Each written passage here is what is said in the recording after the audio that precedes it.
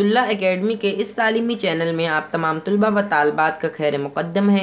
आज हम बताने जा रहे हैं कि जमाते दहुम के उर्दू में कौन कौन से असबाक निकाले गए हैं और क्या क्या कम हुआ है। तो वीडियो शुरू करने से पहले आप तमाम से गुजारिश है कि हमारे चैनल को सब्सक्राइब करें और बेल आइकन दबाना ना भूलें और साथ ही साथ इस वीडियो को लाइक करें और ज़्यादा से ज़्यादा उर्दू मीडियम के स्टूडेंट में शेयर करें। तो चलिए शुरू करते हैं वीडियो।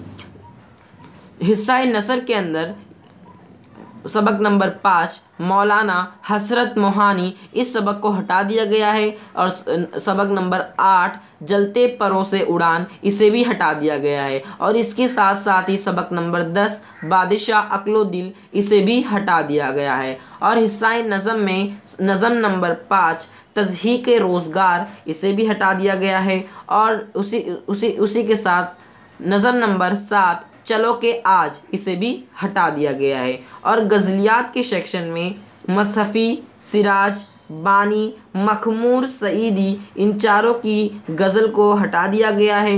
और रुबाइयात के सेक्शन में किशन प्रसाद शाद और जमील मजहरी की जो रुबाई है उसे हटा दिया गया है। और क़ताअत के पूरे सेक्शन को हटा दिया गया है।